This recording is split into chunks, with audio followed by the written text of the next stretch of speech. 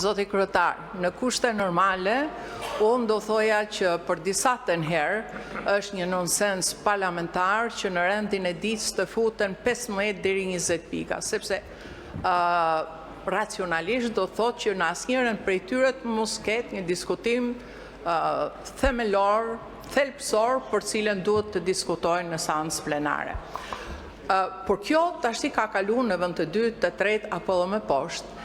E vërteta është dhe ne nuk mund të bëjmë sikur nuk e dim se në çfarë realitetit ne po jetojmë, ju drejtoni një seancë ku një qeveri është zhytur kokë e këmbë në skandale. 3 çerek të qeverisë nuk e keni më në karrigat e tyre. Po të përmendni emrin e një ministri, ai ik sepse ka frikë nga fjala ligj. Ju drejtoni një seancë me një qeveri të delegjitimuar moralisht, politikisht dhe publikisht. Ju drejtoni një qeveri dhe jeni pjesë e një pushteti që ka marrë ujë si anije që shpohen dhe timonieri ende nuk e ka kuptuar se çfarë po ndodh. Në kushte të tillë, kur nuk është qeveria në krizë, por në fakt është vetë qeveria në krizë, atëherë ne rrezikojmë shtetin ton shqiptar.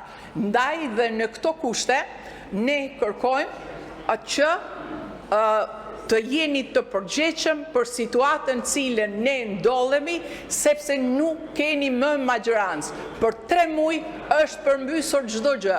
Nuk është përmbysur si janë përmbysur disa qytete nga uji, por është përmbysur nga pesha e jashtëzakonshme, e turpshme, e korrupsionit të këtij pushteti. Faleminderit. Fjalën ka kërkuar zoti Erald Kapri për procedurë. Zoti Kapri. Zoti kryetar, të lutem shumë të rhiqu vëmendjen deputetëve dhe veçanërisht kryetarit të grupit parlamentar të majorancës, që kur flitet në parlament të çohet në këmbë. Nuk është në konakun e vetu në Bërzesht të Librazhdit, por është në parlamentin e Shqipërisë. Dhe të respektoj parlamentin dhe të mos flasi ulur nga vendi. E kuptojmë që ka 20 vjet në këtë parlament dhe 13 vjet në pushtet, por minimalisht të ketë etikën ku flet në parlament.